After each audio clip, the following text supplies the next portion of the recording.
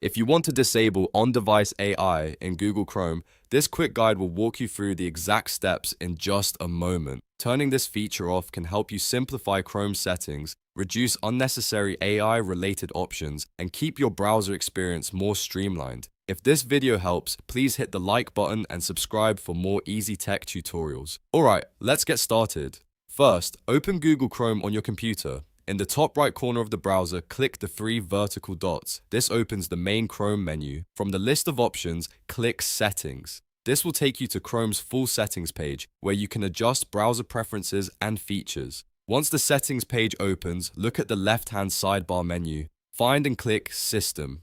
This section contains performance and system-related options, including settings tied to browser behavior and built-in features.